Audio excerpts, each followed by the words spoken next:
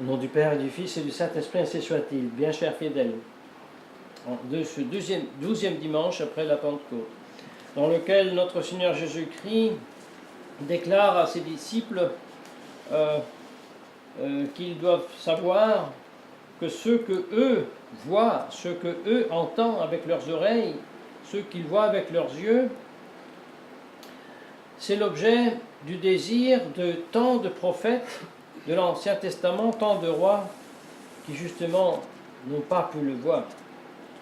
Et donc, il leur appelle, soyez heureux de vivre avec moi, de voir les miracles que je fais, d'entendre la révélation que je fais. Et notre Seigneur Jésus-Christ le disait aux apôtres, sachant bien qu'ils étaient des rudes, des illettrés, nous dirons presque des ignorants, et en plus lents à croire, lents à comprendre, complètement orientés vers un royaume terrestre, comme nous le savons, jusqu'après la résurrection, avant l'ascension. Il fallait justement la Pentecôte pour qu'ils comprennent vraiment. Voilà la raison pour laquelle saint Paul, aujourd'hui aussi dans l'Épître, il dit, sans la grâce de Dieu, sans l'Esprit Saint, il est impossible de penser quelque chose de surnaturel, de vrai.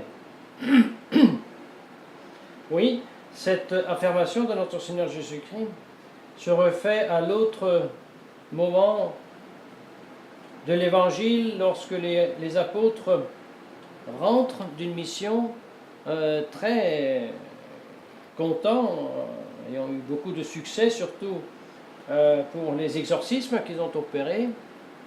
Alors ils sont rentrés chez leur maître et disent, vraiment, tu nous as donné un pouvoir incroyable.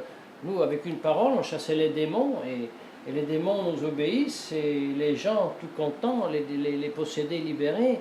Et nous avons eu une considération incroyable, nous baiser les mains, c'est trop beau tout cela. Et notre Seigneur Jésus-Christ leur dit, bien, très bien, mais sachez que vous devez vous réjouir, non pas du pouvoir que je vous ai donné et que vous exercez, parce que ce pouvoir, je le donne à tous les exorcistes. Comme Jésus-Christ donne aussi le pouvoir de la transsubstantiation à tous les prêtres. Mais le prêtre n'est pas heureux pour la transsubstantiation, le prêtre doit être heureux s'il se sauve son âme, parce qu'avec le pouvoir de faire la transsubstantiation et de chasser les démons, il peut se damner. Donc, réjouissez-vous, dit notre Seigneur aux apôtres, parce que vos noms sont écrits dans les registres du royaume des cieux. Bien chien, fidèle. Vous voyez, après cette première considération sur la chose la plus importante qu'avaient heureusement compris les petits parvoli, et non pas les sages et les prudents. Père dans le ciel, je te remercie que ce n'est pas les sages et les prudents, mais les petits qui ont compris, comme dit notre Seigneur Jésus-Christ. C'est comme ça que nous devons remercier Dieu de comprendre, comme les petits, qu'il s'agit du salut de l'âme.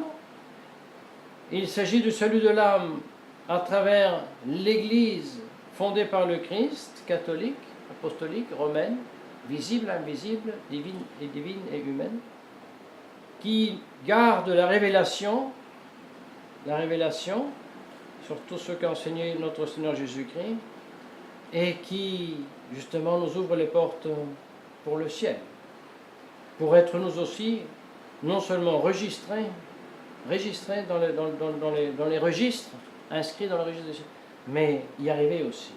Bien chers fidèles, cette première vérité est d'une très grande importance pour comprendre ce qui est en train de se passer dans les temps que nous vivons, et surtout des événements très très récents de la semaine dernière. Vous savez que François Bergoglio a déclaré dans un texte destiné au 14 janvier 2018 qu'il suppose, qu'il suggère, il réclame que tous les étrangers, les réfugiés, soi-disant réfugiés, reçoivent depuis la naissance la citoyenneté, devient un citoyen de l'État italien, et que l'intégration ne doit pas tenir compte et doit exclure, ne doit pas être liée à l'apprentissage de la langue italienne et des mœurs. Or, il saute aux yeux l'absurdité d'une telle revendication, parce que si tous les États hors de l'Italie, en naissant en Italie, devient italien sans en parler la langue, nous imaginons ce que c'est l'Italie dans 15 ans. Dans 15 ans, l'Italie serait donc, l'État italien serait un État de je ne sais pas combien de millions d'individus dont personne ne parle italien. C'est clair que c'est absurde. C'est comme si on disait, dans l'autre sens, dès demain, tous les Italiens qui naissent en Italie ont la citoyenneté de tous les autres États du monde. Alors, Madame Dupont, demain, a la joie de mettre au monde un petit enfant, eh bien, on lui donne 35 citoyennetés. Parce que, dans la logique de ceux qui demandent Bergoglio, ça c'est aussi possible. Nous, maintenant, on ne voulons pas nous arrêter trop sur cet aspect absurde. Nous rappelons seulement que, même pour la théologie catholique, la réalité de la société civile, c'est quelque chose de sacré. L'autorité civile est quelque chose de sacré. Et que, comme le bon Dieu a créé des fruits qui sont différents entre eux, il y a des pommes, il y a des poires, il y a des cerises, il y a des abricots. Comme ça, le bon Dieu a créé aussi les peuples différents entre eux. Et c'est donc voulu par Dieu qu'il y a des peuples différents avec des différentes façons de vivre, plus ou moins évoluées. Si nous pensons seulement aux Romains, l'Empire romain, dans son antiquité, avait un concept très très très précis, évolué et sacré de ce que c'était le citoyen romain. Et qui était citoyen romain avait bien conscience d'être citoyen romain et avait bien conscience de ce que ça veut dire ne pas être citoyen romain. Et le passage de citoyen à non-citoyen, ou de non-citoyen à citoyen, c'était quelque chose de très très très important. Le citoyen romain qui avait commis un grand crime perdait la citoyenneté, il devenait esclave.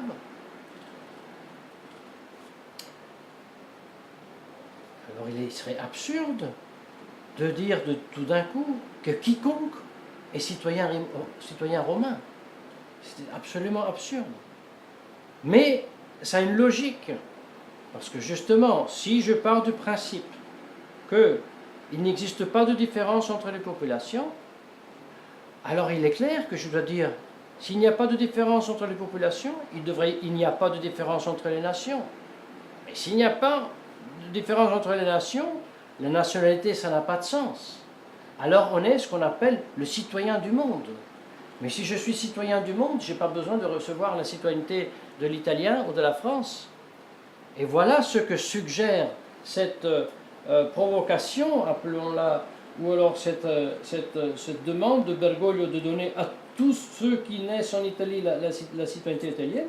C'est veut dire, je vais vous dire une chose, vous savez, je sais que c'est absurde ce que je dis, mais à travers cette absurdité, je veux vous dire une chose, il n'existe pas de nation italienne.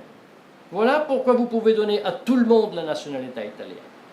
Comme le grand comique italien Totò qui allait à Rome à vendre les fontaines et les édifices publics aux touristes qui voulaient les acheter. C'est une absurdité, c'est la même chose comme d'ailleurs le gouvernement italien aussi veut donner à tout le monde la citoyenneté. Mais c'est quelque chose qui n'existe plus pour de vrai. Et ça serait long maintenant le discours à faire et nous n'avons pas le temps pour vous dire que déjà depuis les années 30, les États européens, de fait, ont cessé d'être des nations souveraines sui juris, de propre droit. Mais ils étaient déjà tous registrés dans le registre des entrées, d'ailleurs, oui, des États-Unis comme des fabriques, comme des usines. Mais ça nous porterait trop loin. Mais à ce à quoi nous voulons arriver, bien chers fidèles, c'est que la négation de la diversité, non seulement des nations, des peuples, mais de toutes choses, nous porte à la plus ancienne et plus grande et plus profonde erreur. Celle qui dit il n'existe pas de différence entre les choses, et surtout dit cette erreur, ancienne comme le monde, il n'existe pas de différence entre Dieu et les choses. Non seulement les choses ne sont pas différentes entre elles, c'est seulement une tromperie des sens, tout est en tout, mais même Dieu n'est pas différent des choses. Donc le monde c'est Dieu, Dieu est le monde, nous sommes Dieu, Dieu c'est nous. Comment on appelle cette erreur, si ce n'est le panthéisme, qui part de la créature et qui a eu lieu tout au début dans l'esprit de Satan, de Lucifer, qui avait décrété d'être lui comme Dieu, d'être lui Dieu. Ça a des conséquences terribles, parce que justement, comme on abolit la citoyenneté ici sur terre, on abolit les registres des cieux. Parce que s'il n'y a pas de différence entre moi et Dieu, comment puis-je être en dehors de Dieu si Dieu c'est moi? Et à ce point, ça devient logique que, tout d'abord, Jean-Paul II a aboli l'enfer, Benoît XVI a aboli le purgatoire, et maintenant nous avons Bergoglio qui pratiquement abolit les cieux.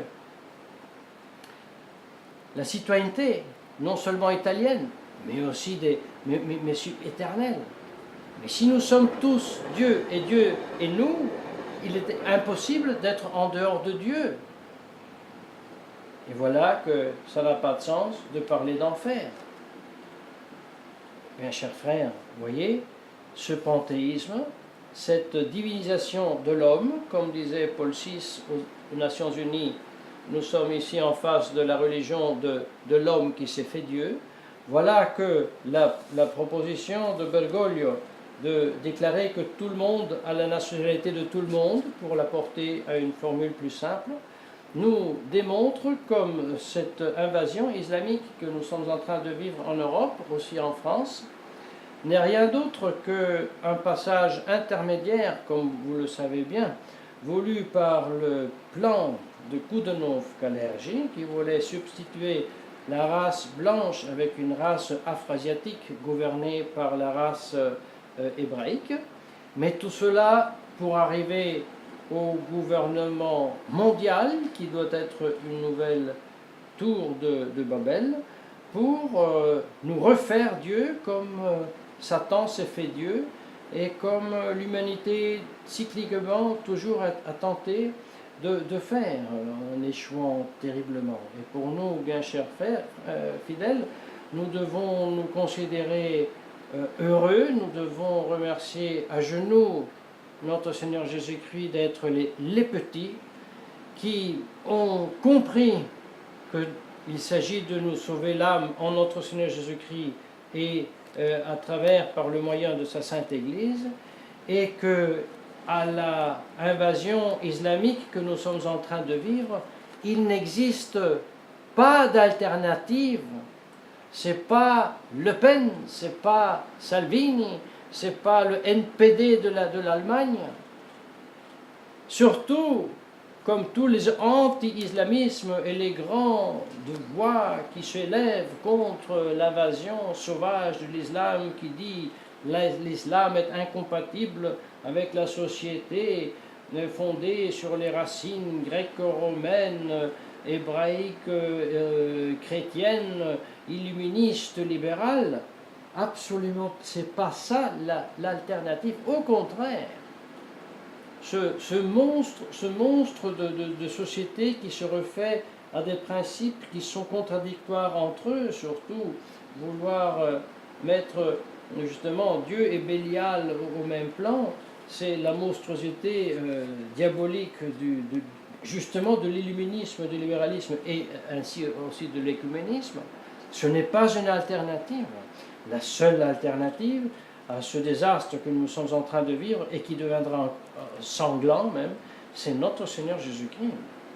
C'est la confession de sa divinité, son humanité, dans sa sainte Église catholique, apostolique et romaine, unique arche de salut, et qui peut nous demander, avec la grâce de Dieu, même le martyre.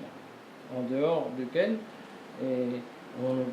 peut-être nous ne pouvons pas nous sauver. Que donc nos cœurs cherchent, trouvent leur sérénité, non pas dans les soi-disant voies contraires à l'invasion islamique en cherchant hystériquement dans Internet, mais que nos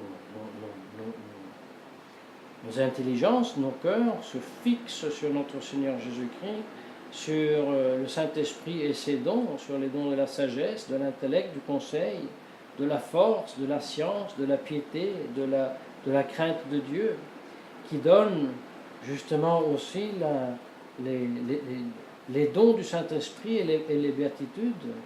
Et il est vrai que ceux qui cherchent d'abord le royaume des cieux, ils hériteront aussi la terre et seront capables aussi, si Dieu le veut, justement de chasser l'islam de l'Europe. Mais au nom de Jésus-Christ, et pour faire triompher son règne social, que beaucoup plus que l'islam, le Concile Vatican II et la contre-église conciliaire sont en train de combattre. Et notre vrai ennemi, chers fidèles, ce n'est pas l'islam. Notre ennemi, c'est la anti-société illuministe, libérale, écuméniste, de liberté, soi-disant liberté religieuse. Ça, c'est l'ennemi à combattre, parce que c'est ça qui nous empêche de connaître, d'être unis et d'aimer notre Seigneur Jésus-Christ. Que la Sainte Marie nous y garde unis au nom du Père et du Fils et du Saint-Esprit, ainsi soit-il.